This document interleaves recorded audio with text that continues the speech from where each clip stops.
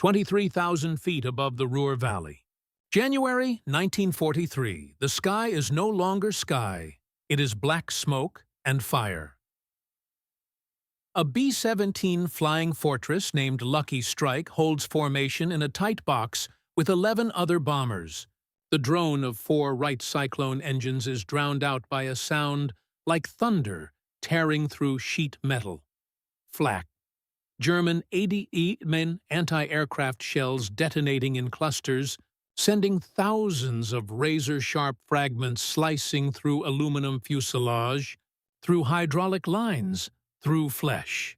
In the waist gun position, a 20-year-old sergeant from Ohio feels the impact before he hears it. A chunk of jagged steel punches into his torso, right side, just below the ribs. He staggers backward, hand instinctively going to the wound. But there is no blood. He looks down. The steel fragment is embedded in something hard beneath his leather flight jacket. A vest, olive drab canvas covering overlapping manganese steel plates. Unauthorized, untested by official standards. Issued 3 days ago by a surgeon who didn't wait for permission. The sergeant pulls the fragment free, holds it in his gloved hand. 3 inches long, sharp as a knife. He keys his intercom, voice shaking. I'm okay. The vest stopped it. In a tent hospital in England, Colonel Malcolm C. Grow would later write in his log, "1 life saved. How many more if we act now?" This is the story of how one man's refusal to accept preventable death changed aerial warfare forever. By the winter of 1942, the United States Army Air Forces had committed to a strategy that many considered suicidal: daylight precision bombing over Nazi-occupied Europe.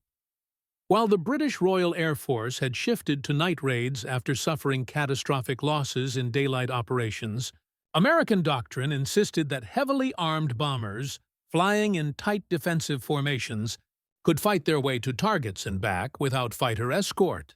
The theory was clean. The reality was carnage. The 8th Air Force, based in England, began its campaign in August 1942 with shallow raids against targets in occupied France. But as missions pushed deeper into Germany, toward industrial centers like Schweinfurt, Regensburg, and the Ruhr Valley, the losses became staggering. Entire squadrons disappeared. Bombers that limped home were riddled with holes, their crews dead or dying. The enemy they faced was not just the Luftwaffe's fighter wings. It was Flak Flugabwehrkanone, anti-aircraft artillery. The Germans had turned air defense into a science. Batteries of 88mm and 105mm guns ringed every strategic target, linked by optical rangefinders and predictive fire control systems. Shells were fused to detonate at specific altitudes, creating airbursts that sent thousands of steel fragments expanding outward in lethal clouds. A single flak burst could shred a bomber. Fragments punctured fuel tanks, severed control cables, tore through oxygen lines, but most often they killed the men inside. Bomber crews flew without armor. Their leather flight jackets offered no protection. Flak suits did not exist. The only armor aboard a B-17 was a small steel plate behind the pilot's seat. A concession after early losses proved cockpits were death traps. The rest of the crew, navigator, bombardier, radio operator, engineer, gunners, were exposed. Medical reports from 1942 and early 1943 painted a grim picture. The majority of casualties were caused not by bullets, but by fragments. Shrapnel wounds to the chest, abdomen, and extremities. Injuries that were survivable, if the fragment had been stopped. Instead, young men bled out at altitude or died in the 10 minutes it took to descend from bombing altitude. The statistics were undeniable. On missions deep into Germany, loss rates exceeded 10%. On some raids, Schweinfurt, in August 1943 for example, nearly 20% of bombers were lost. Crews had a 1 in 4 chance of completing a 25-mission tour. The life expectancy of a waist gunner, stationed at open windows with no cover, was measured in missions, not months. General Ira Eaker, commander of the 8th Air Force, faced a brutal calculus. He needed to maintain bombing pressure to cripple German industry. But he was losing planes faster than factories could replace them. Worse, he was losing trained crews, men who required months of expensive training and could not be easily replaced. The official response from Washington was to improve formation tactics, increase fighter escort range, and accept the losses as necessary. Protective equipment for air crews was considered but repeatedly dismissed. The reasons varied. Added weight would reduce bomb loads. Steel vests would restrict movement. Men might become complacent, less vigilant. But there was another reason, unspoken but pervasive. A cultural one. Body armor carried a stigma. It suggested fear, cowardice.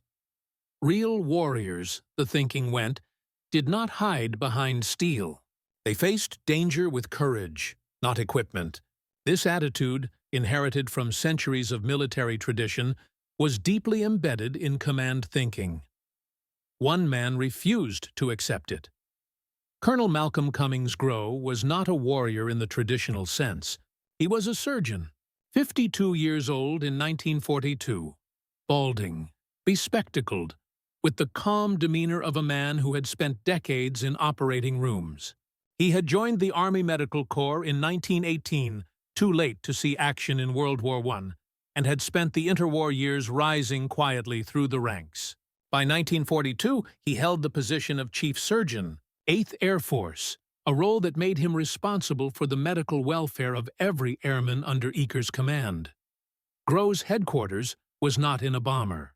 It was in a tent hospital near the airfields of East Anglia, and it was there, in that tent, that the true cost of the air war revealed itself.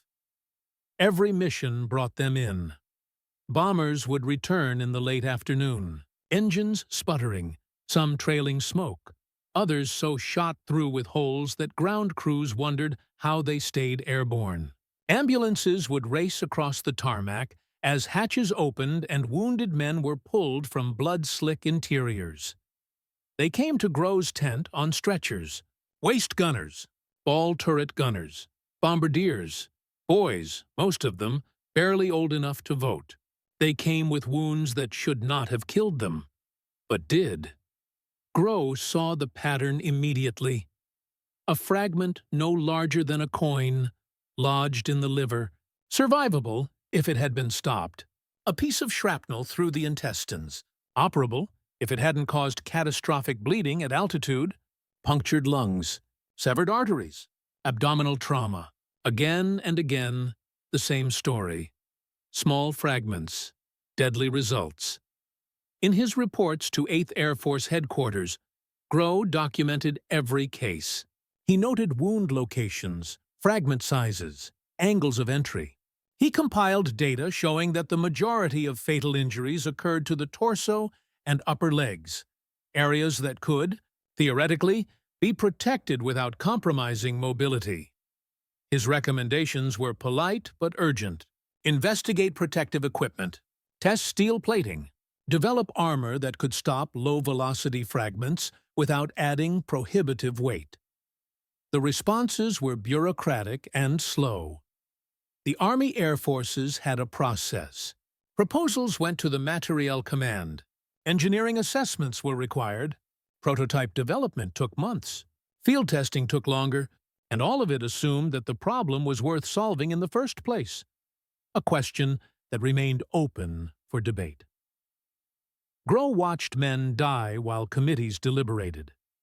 He was not a man prone to anger, but frustration gnawed at him. He had spent his career solving problems methodically, within the system, but the system was failing. Every day that passed without action meant more casualties, more funerals, more letters sent home to families who would never fully understand how their sons had died. And then, in early 1943, an idea began to take shape. If official channels would not act, perhaps unofficial ones could. Grow remembered something from his earlier career. In World War I, some soldiers had improvised body armor from salvaged steel plates. The designs were crude, often ineffective, but the instinct was sound. Steel stops fragments. The problem had always been weight. A full torso plate thick enough to stop bullets would be unbearable. But flak fragments were different. They were slower, less penetrating than rifle rounds. A thinner plate, properly designed, might suffice. He began sketching designs in his office. Overlapping plates, like medieval armor. Canvas backing for flexibility. Coverage focused on vital organs, heart, lungs, major blood vessels. Weight distributed across the shoulders. Something a man could wear for hours without collapsing from exhaustion. But Groh was a surgeon, not an engineer. He needed help. He reached out to contacts in Britain. The Royal Air Force had experimented with armored vests for bomber crews, but had largely abandoned the effort after trials showed mixed results. However, a British company, the Wilkinson Sword Company, famous for razors and blades, had been quietly working on improved designs using manganese steel, a lightweight alloy used in tank armor. Groh requested samples. What arrived in early 1943 was promising. Thin plates, each about 8 inches by 6 inches, overlapping like fish scales. The steel was only a few millimeters thick, but tests showed it could stop most flak fragments at typical impact velocities. The entire assembly weighed around 20 pounds, heavy but bearable when distributed properly. Groh showed the samples to General Eaker. Eaker's response was cautious. He agreed the concept had merit, but he could not authorize mass production without approval from Washington. The Materiel Command would need to evaluate the design. Trials would need to be conducted. The process could take 6 months, maybe longer. Groh asked a simple question. How many men will die in 6 months? Eaker had no answer. Groh made a decision that would define his legacy. He would produce the vests himself, without authorization, without official trials. He would use 8th Air Force medical funds, requisition materials through supply channels that did not require high-level approval, and distribute the vests directly to bomber crews. If it worked, lives would be saved. If it failed, his career would end. He contacted the Wilkinson Sword Company and placed an order for 500 vests. He instructed his medical staff to say nothing to higher command. The vests would be issued quietly to crews flying the most dangerous missions with a simple instruction. Wear this under your flight jacket. No fanfare.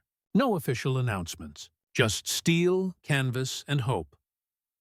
By late January 1943, the first vests arrived at 8th Air Force bases in England.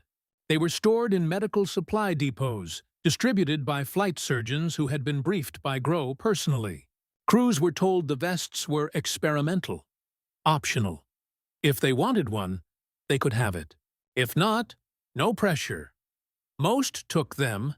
They called them flak jackets. The name stuck. Within weeks, the reports began coming in. A tail gunner over Hamburg, struck by shrapnel, vest stopped it. A radio operator over Bremen, fragment embedded in the steel, no penetration. A waist gunner over Wilhelmshaven, saved. Another over Emden. Another over Kiel. The vests were working, but Groh knew anecdotal evidence would not be enough. He needed data, hard numbers, proof that could not be dismissed or ignored. He instructed his medical officers to document every case where a vest stopped a fragment. Photographs, witness statements, the fragments themselves, extracted and catalogued. He also tracked a darker metric: casualties among crews who did not wear the vests. The contrast was stark. The letters came in bundles. They arrived at Groh's office from all corners of the 8th Air Force. From airfields in Suffolk, Cambridgeshire, Bedfordshire. Written on whatever paper was available. Some on official stationery, others on the backs of mission maps or torn notebook pages. All of them said the same thing. Thank you. A bombardier from the 306th Bomb Group wrote, I was leaning over the Norden site when the flak hit. Felt like someone punched me in the ribs with a sledgehammer. Thought I was dead. Then I realized I could still breathe. The vest had a dent the size of a fist, but the fragment didn't go through. I owe you my life, sir. A waist gunner from the 91st. My mom sent me a Bible to keep in my jacket pocket. Said it would protect me. I didn't tell her I stopped wearing it after I got the vest. Figured steel works better than faith. Maybe that's wrong, but I'm still here to feel guilty about it. A ball turret gunner, a position so cramped that wearing the vest was nearly impossible, wrote, "I can't fit the vest in the turret. Too bulky. But I wear it on the way to the target, and after we drop. Those are the worst moments anyway, when the flak is heaviest. It's like having a guardian angel made of steel." Not all the letters were from airmen. A mother from Iowa wrote to Grow directly. Her son, a navigator, had been killed over Schweinfurt in August 1943. She had received his personal effects, including the vest he had been wearing. It had stopped 3 fragments, but a 4th had struck his neck just above the collar line. He bled out before the bomber reached England. She wrote, "I don't know if you'll read this, Colonel, but I wanted you to know that I don't blame you." The vest kept him alive through 15 missions. It gave him 15 more chances to come home. That's 15 more than he would have had without it. Thank you for trying. Grow kept that letter in his desk drawer. He read it on difficult days. The human cost of aerial warfare was not abstract to him. It had names, faces, hometowns. Every casualty report that crossed his desk represented a family that would never be whole again. He had signed too many death certificates, attended too many memorial services where empty coffins were draped with flags because the bodies were unrecoverable, lost over Germany or the North Sea. The vest could not save everyone, but it could save some, and for Grow, that was enough. Grow's tent hospital was a place of controlled chaos. On mission days, the surgical staff worked in rotations, prepared for mass casualties. The operating tables were never idle. Plasma hung from makeshift IV stands. Instruments were sterilized in boiling water between cases. The air smelled of antiseptic, blood, and the bitter residue of ether anesthesia. Grow operated personally on the most critical cases. He was methodical, precise, a man who had spent decades perfecting his craft. But skill could only do so much when the wounds were catastrophic. He remembered a case from November 1942. A flight engineer, 19 years old, brought in with a fragment lodged in his spleen. The entry wound was small, no larger than a pencil eraser, but the internal bleeding was massive. Grow opened the abdomen, clamped the splenic artery, removed the organ entirely. The boy survived the surgery. He died 2 hours later from shock and blood loss. The fragment that killed him weighed less than an ounce. Grow held it in his palm after the autopsy. A twisted piece of steel, jagged and blackened. He wondered, what if this had struck a steel plate instead of flesh? What if the boy had been wearing something, anything, to stop it? The question haunted him. Medical doctrine in 1942 was reactive, not preventive. Doctors treated wounds. They did not prevent them. That was the job of tactics, of aircraft design, of strategy. But Grow saw the flaw in that thinking. Prevention was not just about avoiding combat. It was about surviving it. He began advocating for what he called preventive traumatology, a term he invented because no existing term captured what he meant. The idea was simple. If you could predict where injuries would occur, you could design equipment to prevent them. Flak wounds followed patterns. They struck the torso, the abdomen, the upper thighs. They rarely hit the head. Helmets provided some protection. They rarely hit the lower legs. Crews wore heavy flight boots. But the torso was exposed, vulnerable. And that was where men died. Grow presented his findings at medical conferences. He showed photographs of wounds, diagrams of fragment trajectories.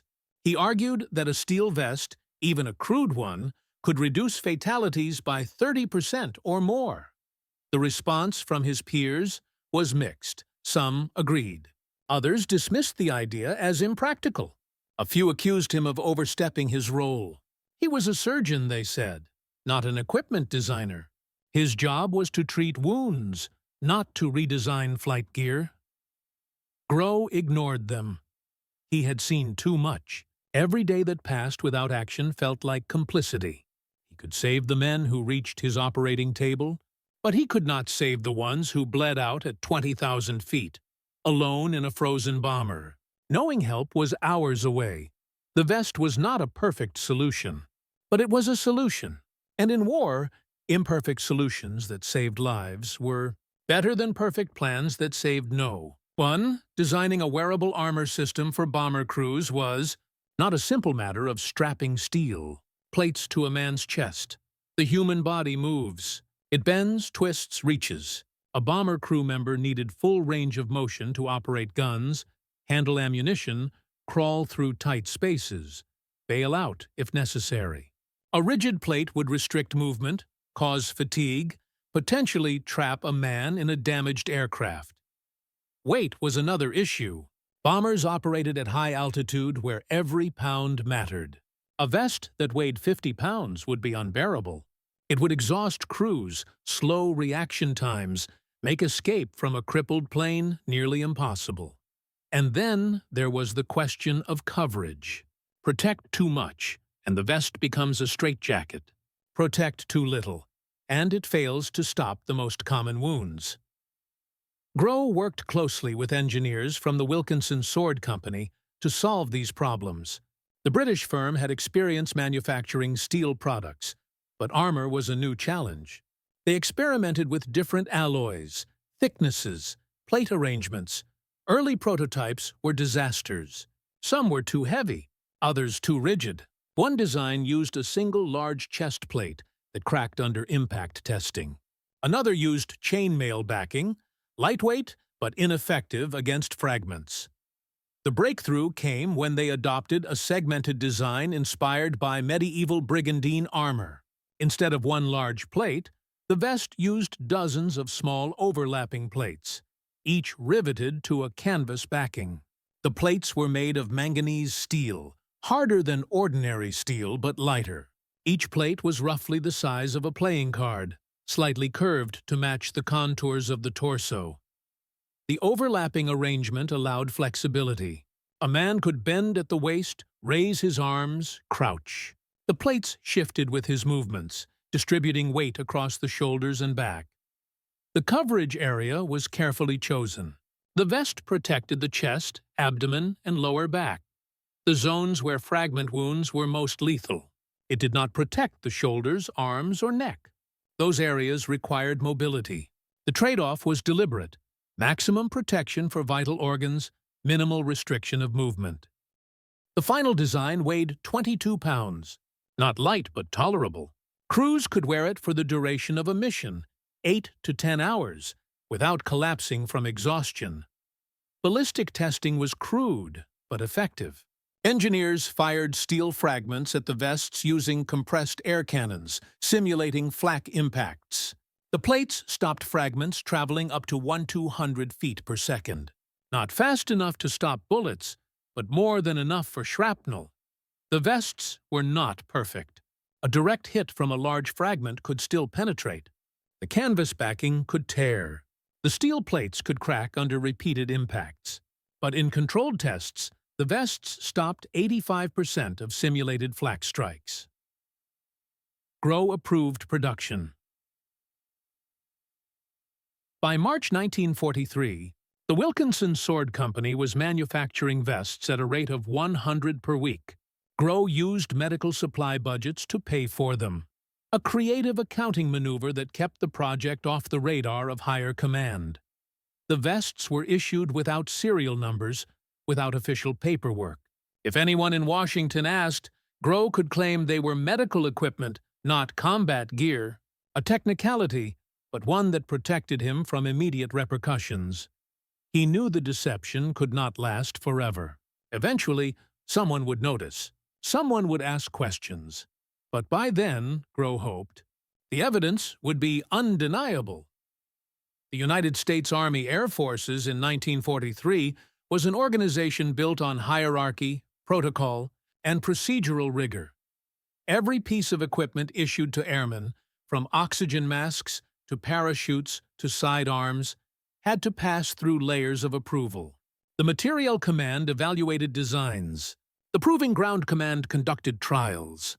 The Air Staff reviewed cost-benefit analyses. The Quartermaster Corps managed production contracts. The entire process could take a year or more from concept to deployment. This system existed for good reasons. It prevented waste. It ensured quality. It avoided the chaos of uncoordinated procurement that had plagued earlier wars. But it was also slow, agonizingly slow.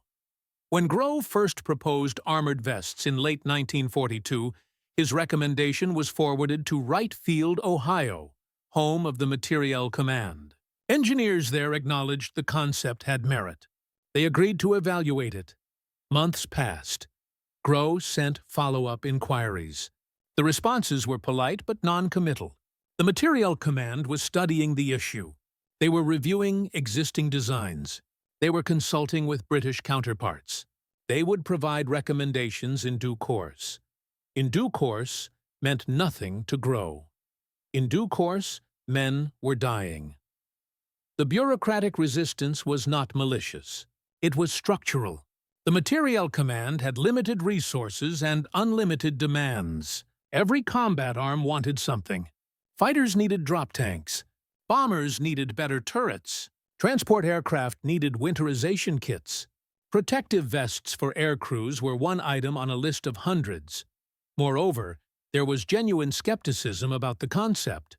Some officers argued that added weight would reduce operational efficiency.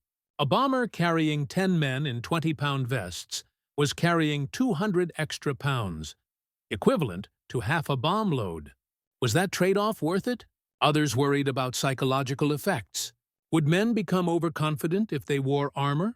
Would they take unnecessary risks, believing themselves invulnerable? Or conversely, would the act of issuing armor signal to crews that their missions were suicidal, eroding morale and fighting spirit? There was also the question of precedent. If the Air Forces issued body armor, would the infantry demand it too? Would tank crews?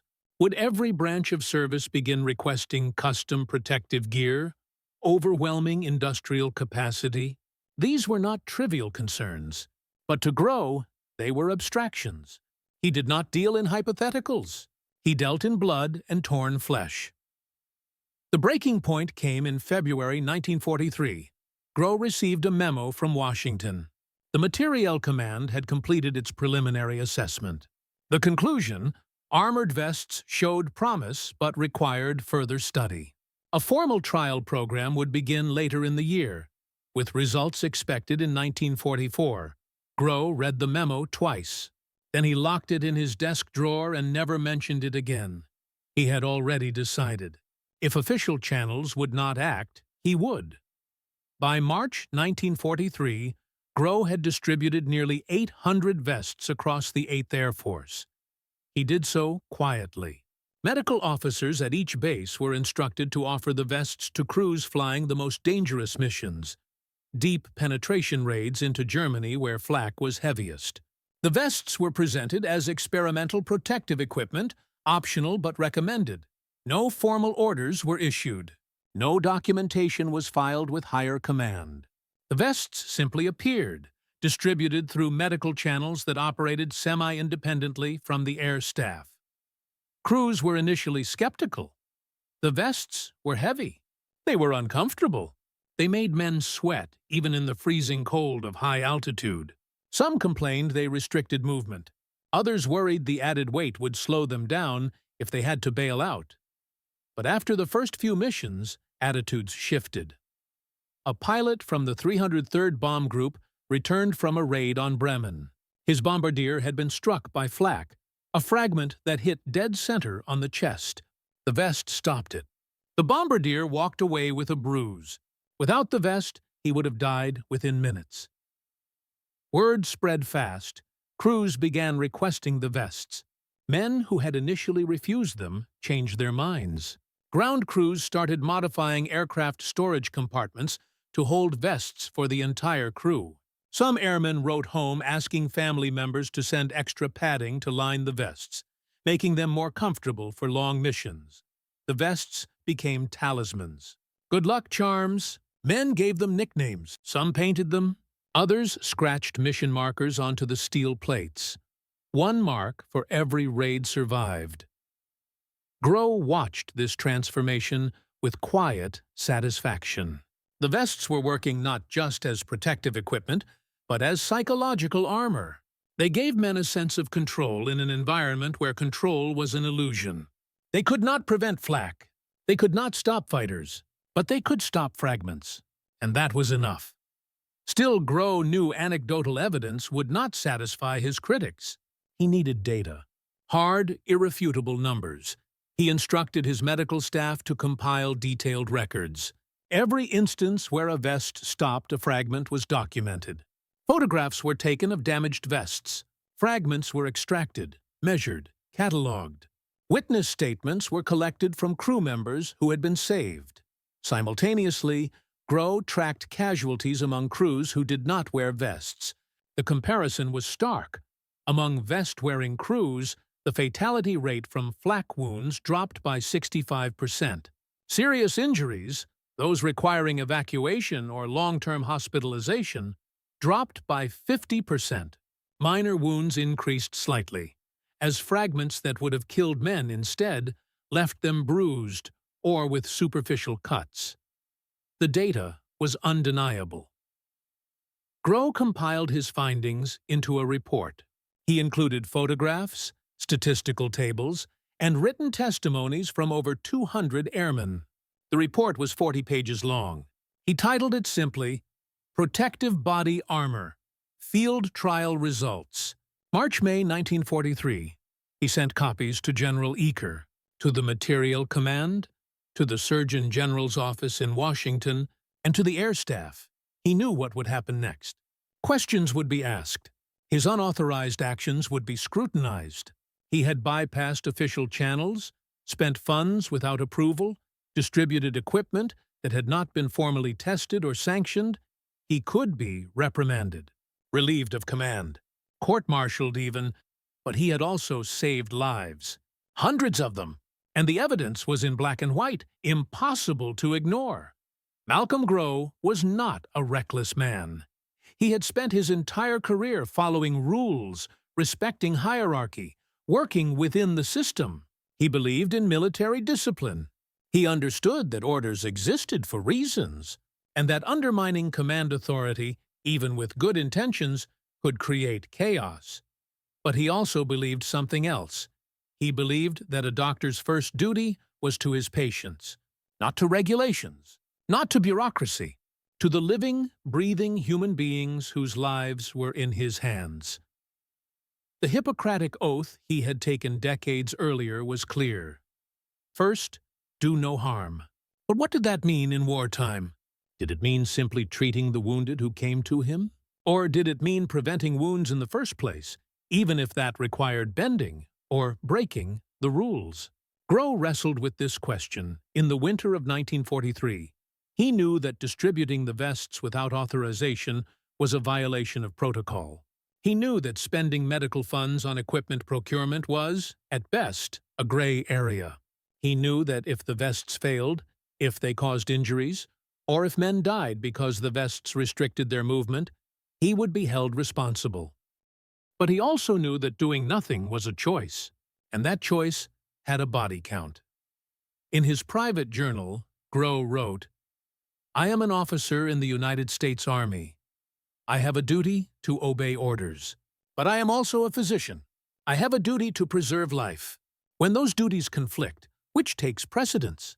I do not know the answer. I only know that I cannot stand by and watch boys die when I have the means to save them. He consulted no one. He sought no permission. He acted alone, knowing that if the gamble failed, he would face the consequences alone. It was, in every sense, a moral wager, and in the spring of 1943, The results began to come in. April 17, 1943. Bremen, Germany.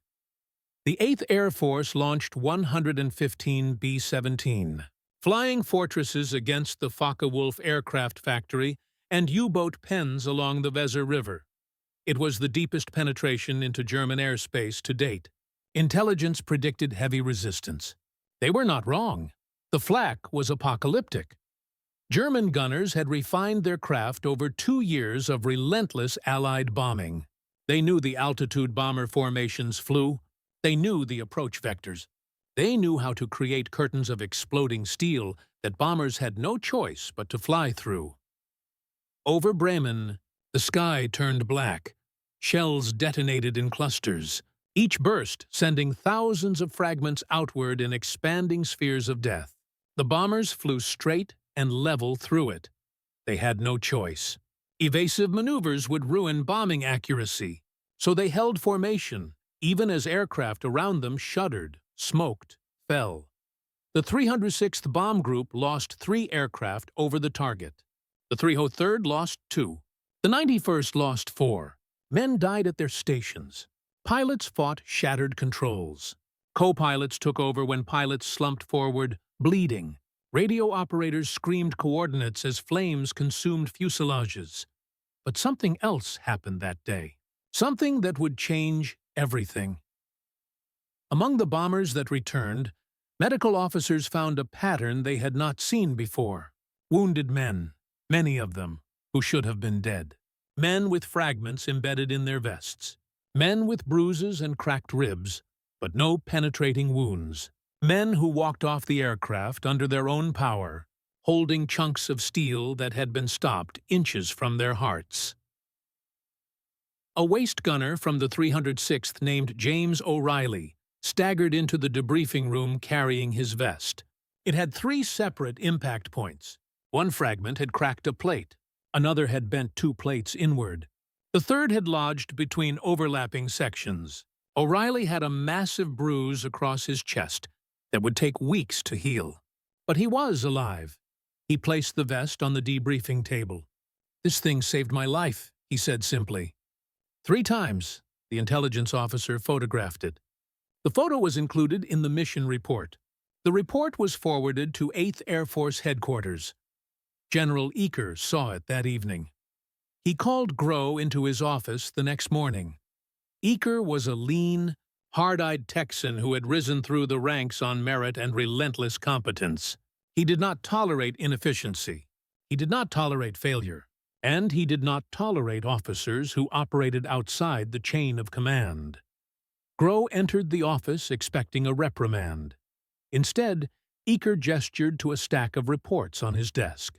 "Malcolm, how many of these vests have you distributed?" "Approximately 800, sir." "Without authorization?" "Yes, sir." Eaker leaned back in his chair. "Do you have any idea how much trouble you could be in?" "I do, sir." A long silence. Then Eaker said, "How many lives have they saved?" Grow had prepared for this question. He opened his briefcase and removed the statistical report he had compiled. He placed it on Eaker's desk. "Conservative estimate, sir? 150. Possibly more." Eaker flipped through the report. He studied the photographs. He read the testimonies. When he finished, he closed the folder and looked at Grow. "You should have asked permission." "I did, sir. I was told to wait for official trials." "And you decided you knew better than the materiel command." "I decided men were dying, sir. And I had the means to stop it." Eaker stood, walked to the window, stared out at the airfield where ground crews were patching bombers that had returned from Bremen. Some would fly again. Others would be stripped for parts. Finally, he turned back to Grow. "I'm not going to reprimand you. I'm going to recommend you for commendation. And I'm going to order every bomber crew in this Air Force to be issued a vest within 30 days. Grow felt the weight lift from his shoulders. "Thank you, sir. Don't thank me yet. You're going to have to testify before the air staff. They're going to ask why you bypassed protocol. You're going to tell them the truth. That you watched men die from preventable wounds. And you refuse to wait for bureaucracy to catch up with battlefield reality. Yes, sir. Eaker picked up the phone. Get me right field. I want the chief of materiel on the line. The conversation that followed was brief and one-sided. Eaker did not request. He demanded. The flak vest was to be put into immediate mass production. Contracts were to be issued within the week. Delivery was to begin no later than June. When he hung up, he looked at Grow. You just started a war with Washington. I hope you're ready for it. I am, sir.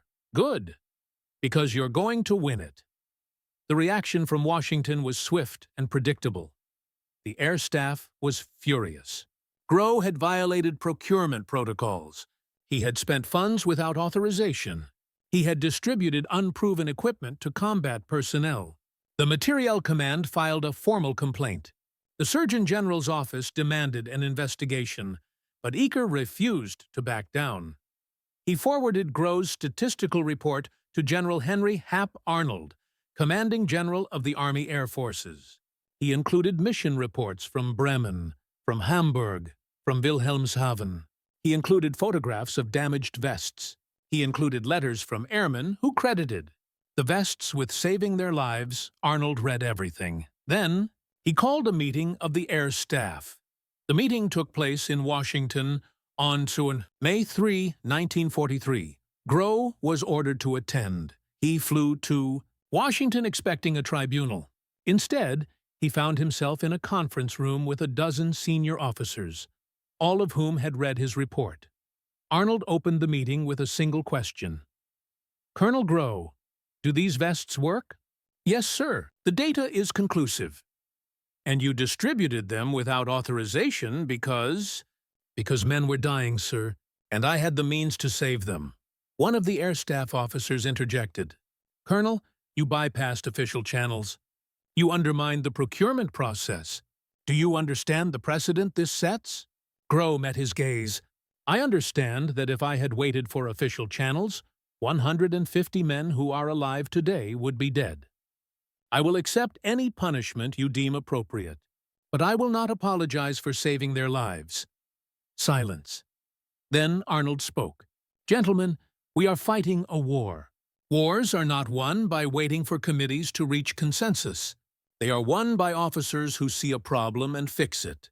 Colonel Grow saw a problem. He fixed it. And he saved lives in the process. He turned to Grow. You're not being punished, Colonel. You're being promoted. As of today, you are Chief Surgeon of the entire Army Air Forces. Your first task is to oversee the immediate production and distribution of flak vests to every combat crew in every theater.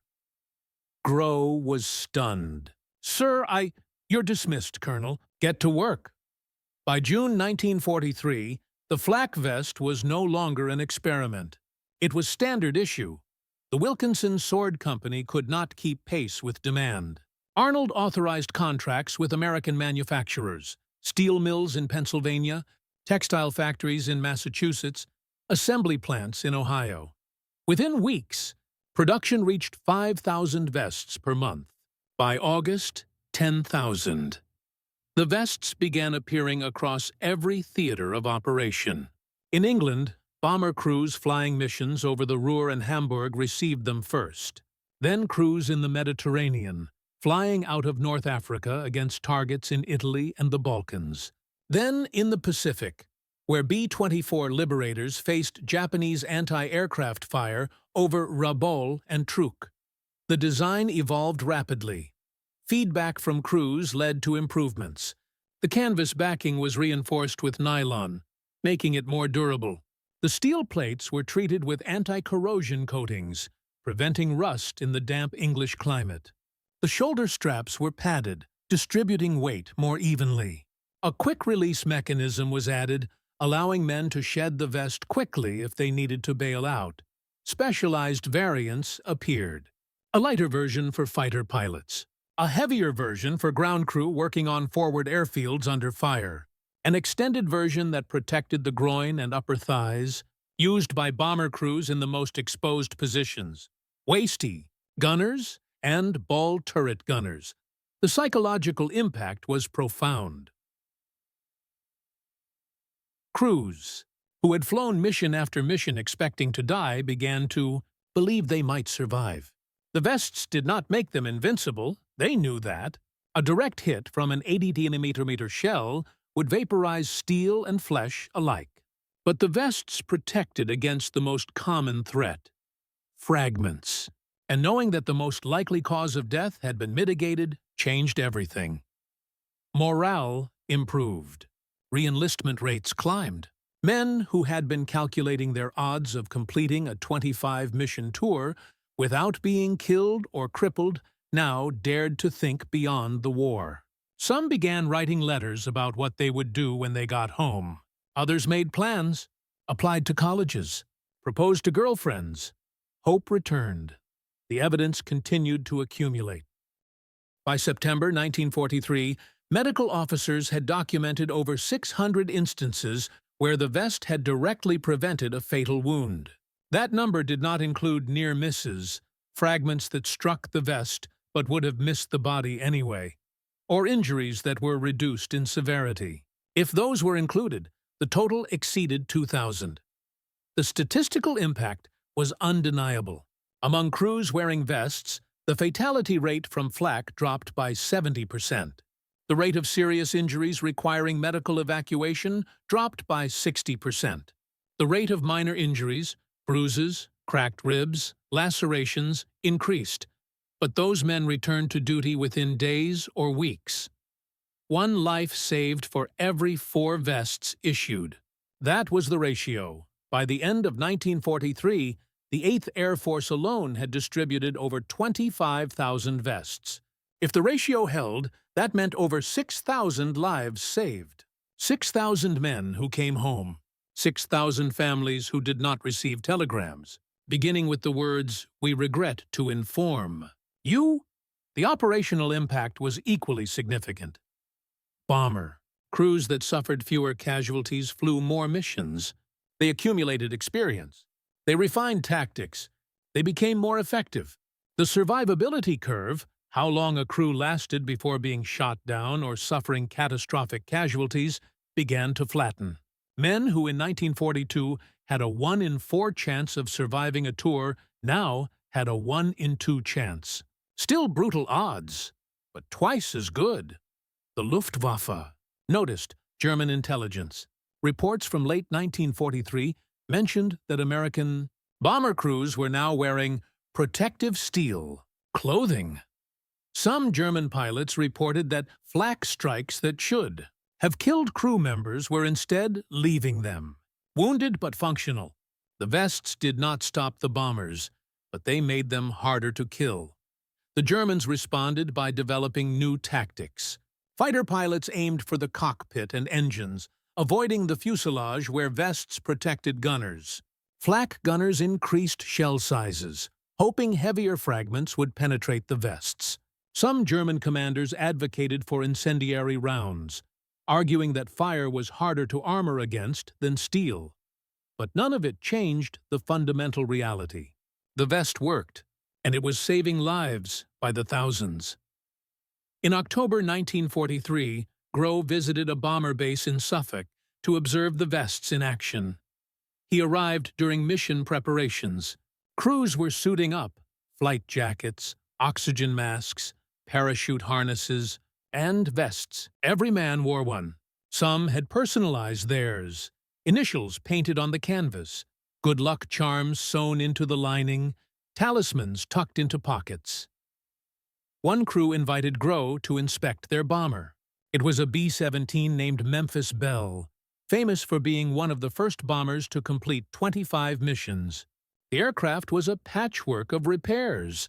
Aluminum patches over flak holes, replaced panels, jury-rigged hydraulic lines. The pilot, a captain named Robert Morgan, showed Grow the crew compartment. The vests were stowed in racks near each position. Morgan pointed to a vest hanging by the waist gun window. It had a hole punched clean through it, a fragment that had penetrated the steel and struck the gunner. "He died?" Grow asked. "No, sir. Fragment was spent by the time it got through. Hit him in the shoulder. He finished the mission, came home, was back flying a week later." Groh examined the vest. The fragment had struck at an angle, partially deflected by the overlapping plates. It had punched through, but with greatly reduced velocity. Without the vest, it would have killed the gunner instantly. "This is what you built, Colonel," Morgan said.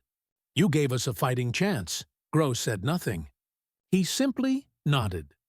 Later, standing on the tarmac as the bombers took off, Groh watched the formation climb into the afternoon sky. 12 aircraft, 120 men, all wearing vests. He knew not all of them would come back.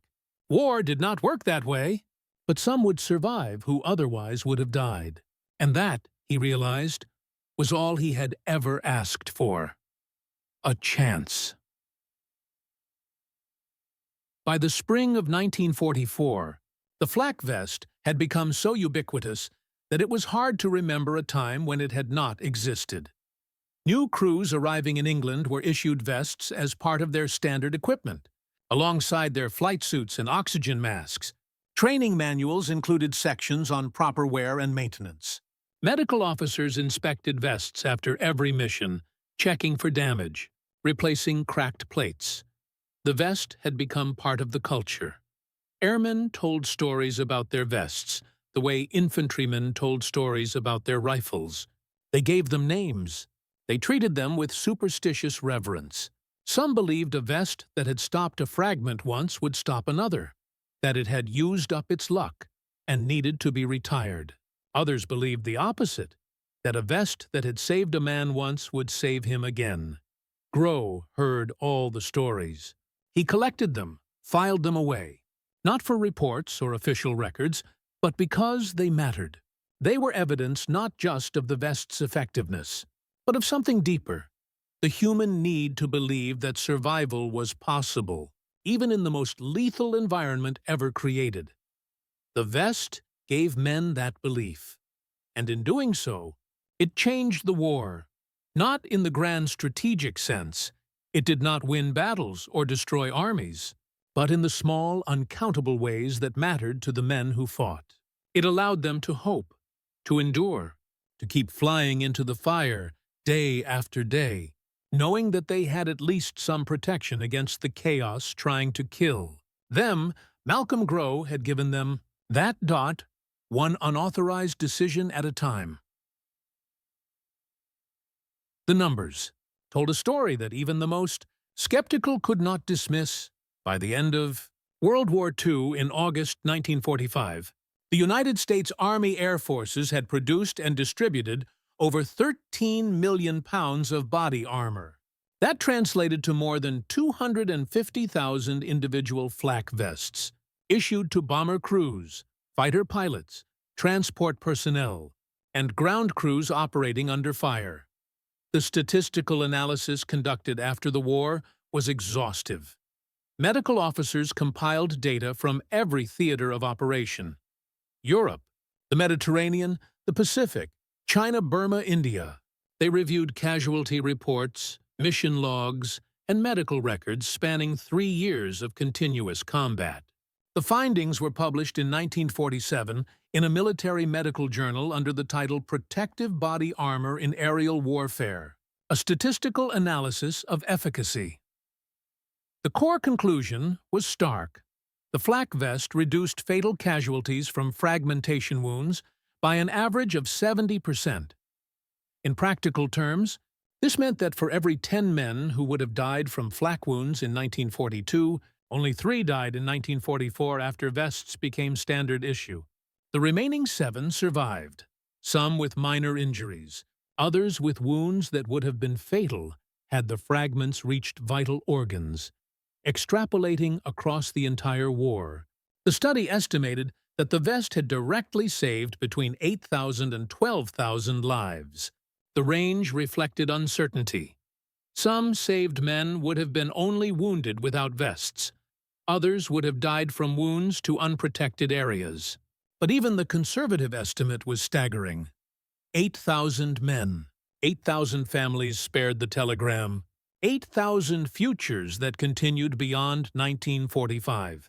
The psychological impact was harder to quantify, but no less real. Bomber crews in 1942 had flown with a fatalistic acceptance of death. Survival was considered luck, not skill. Men wrote final letters before every mission. They said goodbyes, they meant. The term maximum effort mission was understood by all to mean, some of you will not return. By 1944, that psychology had shifted. Crews still faced danger. Flak, fighters, mechanical failure, weather, the sheer exhaustion of flying 10-hour missions in freezing, unpressurized aircraft. But they no longer felt helpless. The vest gave them agency. It allowed them to believe that preparation and equipment could improve their odds.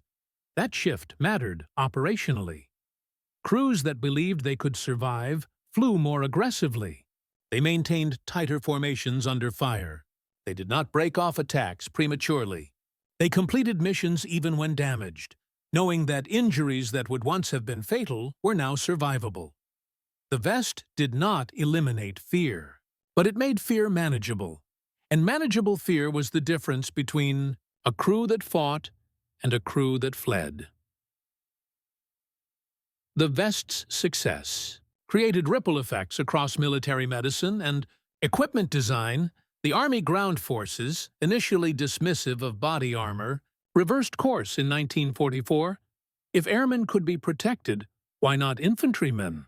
The Marines, fighting brutal island campaigns in the Pacific, requested armored vests for troops assaulting fortified positions. The Navy issued vests to anti-aircraft gun crews on ships, exposed on open decks during kamikaze attacks. A new field emerged: protective equipment engineering. Before the war, military equipment design had focused on functionality. Does it work? And durability. Will it last? Protection was considered separately, a matter of tactics and cover, not equipment. The flak vest changed that. It proved that wearable protection was feasible, that men could be armored without immobilizing them, that steel and fabric could stop fragments without turning soldiers into medieval knights. Post-war, this principle expanded. The U.S. Army established the Natick Laboratories in Massachusetts, dedicated to developing advanced protective gear. Engineers experimented with new materials: nylon, fiberglass, ceramics, seeking lighter, stronger alternatives to steel. They studied blast physics, fragment velocities, wound ballistics. They designed helmets that could stop rifle rounds, not just shrapnel. They developed vests with modular plates that could be added or removed depending on threat level. The flak vest was the ancestor of all modern body armor. Every Kevlar vest worn by police officers, every ceramic plate carrier used by soldiers in Iraq and Afghanistan, every ballistic helmet, every armored vehicle crew suit, every protective insert, all of them trace their lineage back to Colonel Grove's steel plates in 1943. Recognition came slowly for Grove himself. He was promoted to brigadier general in 1944, a rare honor for a medical officer. But he never sought publicity. He did not write memoirs. He did not give speeches about his role in developing the vest. When journalists asked for interviews after the war, he declined. In his mind, he had simply done his job. Doctors saved lives. That was the purpose. Whether with scalpels or steel plates made no difference. But others remembered. In 1945, the 8th Air Force held a ceremony at a base in England. Over 300 airmen attended, men who had been saved by the vest. They presented Grove with a plaque inscribed with their names and a simple message: "You gave us a future. We will not forget." Grove kept the plaque in his office for the rest of his life. Letters continued to arrive for years after the war. Men writing to tell him they had graduated from college, gotten married, had children. They credited him with giving them those moments. Some enclosed photographs, weddings, newborns, grandchildren. They wanted him to see the lives that continued because of his decision. One letter, dated 1952, came from a former waist gunner named Thomas Callahan. He wrote, "Dear General Grove, I don't know if you remember me, I was in the 306th Bomb Group, flew 30 missions over Germany. On mission 16, a fragment hit me square in the chest. The vest stopped it. I walked away with a bruise the size of a grapefruit. Without that vest, I'd be buried in Belgium. Instead, I'm a schoolteacher in Ohio. I have a wife and 2 daughters. I teach history to kids who weren't born when the war ended. And every year, on the anniversary of that mission, I think about you. I think about the fact that you didn't have to do what you did. You could have waited for permission. You could have followed the rules. But you didn't. You took a risk. And because of that, I'm here. My family exists because of you. I don't know how to thank you for that. But I wanted you to know, you gave me a life. I'm living it well. Grow filed the letter with the others. By 1960, he had over 400 of them. The legacy of the Flak vest extended far beyond World War II. When the Korean War erupted in 1950, American forces deployed with an improved version of Gro's design. The M1951 vest used nylon panels instead of canvas, aluminum-backed fiberglass plates instead of steel. It was lighter, 12 pounds instead of 22, and covered a larger area. Critically, it incorporated lessons learned from 3 years of combat data. The M1951 saved lives in a different kind of war. Korea was not a bomber conflict. It was infantry combat, hills, trenches, bunkers. But the principles remained the same. Fragments from artillery shells, mortars, and grenades caused the majority of casualties. The vest stopped those fragments. Studies conducted during the Korean War showed that soldiers wearing vests had a 40% lower fatality rate from fragmentation wounds compared to those without. The number was lower than in World War II. Ground combat involved more variables, more unprotected exposure. But it was still significant. 40% fewer dead soldiers. The vest became standard issue for frontline infantry. Soldiers called it body armor now, not a flak jacket. The term reflected a shift in thinking. This was not just protection against anti-aircraft fire. This was armor for the modern battlefield, where death came from unseen artillery, not face-to-face combat. By Vietnam, the evolution continued. The M1969 vest introduced ceramic trauma plates, hard inserts that could stop rifle rounds, not just fragments. Soldiers could customize their protection based on mission type. Patrols in dense jungle might wear lighter vests for mobility. Base defense personnel might wear full trauma plates and groin protectors. The principle Gro had established that wearable protection was not cowardice but common sense, was now doctrine. But the vest's influence reached beyond the military. In the 1970s, police departments across the United States began issuing ballistic vests to officers. The designs were direct descendants of military armor, adapted for civilian law enforcement. Kevlar replaced steel. Concealment became a priority. Vests had to be worn under uniforms, invisible to suspects. The first recorded save occurred in 1975. A Seattle police officer was shot during a traffic stop. The bullet struck his vest. He survived with bruised ribs. The incident made national news. Within 2 years, major police departments in New York, Los Angeles, and Chicago had issued vests to all patrol officers. By 1985, ballistic vests had become as standard for police as radios and handcuffs. Manufacturers estimated that between 1975 and 2000, police body armor saved over 3,000 lives in the United States alone. Officers who were shot, who should have died, walked away. They went home to families. They returned to duty. The lineage was direct. Every police officer saved by a Kevlar vest owed their survival, in part, to a decision Malcolm Gro made. In a tent hospital in England in 1943, the medical field absorbed lessons as well. Gro's concept of preventive traumatology, the idea that injuries could be prevented through equipment design, not just treated after the fact, became a foundational principle in military medicine. During World War II, military doctors had focused almost exclusively on treatment. Field hospitals, surgical techniques, blood transfusions, antibiotics, all reactive measures. Grow had been one of the first to argue that prevention was equally important.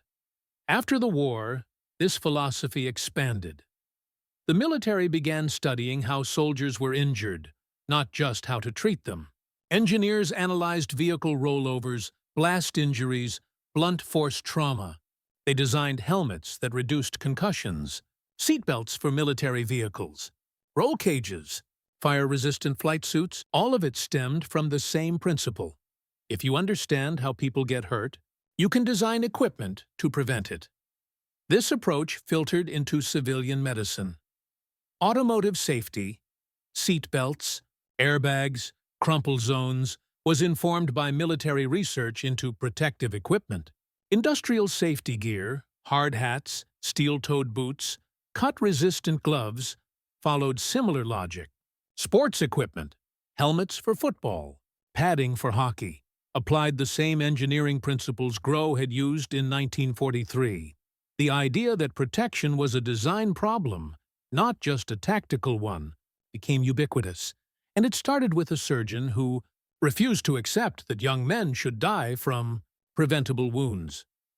Malcolm Grow retired from the Air Force in 1946 as a Major General, the highest rank a medical officer had achieved at that time. He returned to private practice in Pennsylvania, where he lived quietly until his death in 1960 at the age of 70. His obituary in the New York Times mentioned his role in developing the Flak vest, but it was a brief paragraph in a longer article about his medical career.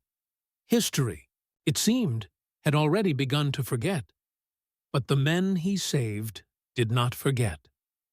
At his funeral, over 200 former airmen attended. They came from across the country, men in their 40s now, many with gray hair, some with canes. They wore suits, not uniforms, but several wore something else. Their old flak vests, retrieved from attics and basements, brought as a final tribute. One by one, they placed the vests on a table beside Grow's casket. Some were battered, canvas torn, plates rusted. Others had been carefully preserved, cleaned, kept as relics. A few still had fragments embedded in the steel, souvenirs of the moments when death had come close but been turned away. No speeches were given. The gesture spoke for itself. After the service, the vests were donated to the Smithsonian Institution, where several remain on display in the National Air and Space Museum. A placard beside them reads, "Flak Vest, M. 1943, developed by Colonel Malcolm C. Grow, Chief Surgeon, 8th Air Force, estimated to have saved over 8,000 lives during World War II. The first modern body armor. Visitors walk past it every day. Most do not stop. It is not as dramatic as a fighter plane or a missile. It is just steel and canvas, worn and faded. But for the men who wore it, and for the families who never received that telegram, it was something else. It was a lifeline, a second chance, a future. In 1985, the United States Air Force established the Malcolm C. Grow Medical Center at Andrews Air Force Base in Maryland. It was named in his honor, a recognition that came decades late but was deeply meant. The center specializes in trauma care and protective equipment research. Engineers there continue Grow's work, developing next-generation armor for air crews, astronauts, and special operations personnel. They test materials that did not exist in Grow's time: carbon nanotubes, graphene composites, liquid armor that hardens on impact. But the philosophy remains unchanged. Understand how people are injured. Design equipment to prevent it. Test it in the field. Improve it constantly. Save lives. It is what Grow would have wanted. In 2003, during the Iraq War, a young Air Force medic was treating casualties at a field hospital in Baghdad. An insurgent mortar round struck nearby. Fragments tore through the medical tent. The medic was struck in the chest. The impact knocked him backward. He expected pain, blood, the sensation of dying. Instead, he felt only the bruising impact of steel against ceramic. His vest had stopped the fragment. Later, after the adrenaline faded, he examined the vest. The ceramic plate had cracked, absorbing the fragment's energy. The plate was destroyed. But he was alive. He wondered, as he sat there in the dusty Iraqi heat, who had invented this thing? Who had thought to put ceramic plates in a vest? Who had decided that medics, non-combatants, deserved the same protection as infantry? He asked his commanding officer. The officer did not know, but he knew someone who might. The medic eventually found the answer. The lineage traced back through decades of improvements, through Korea and Vietnam and Desert Storm, back to a design created in 1943 by a surgeon who had watched too many young men die from preventable wounds. The medic wrote about it in a letter home. He described the fragment, the vest, the history. He ended the letter with a sentence that would have meant everything to Malcolm Grow. "I'm alive because someone, a long time ago, refused to accept that people like me should die.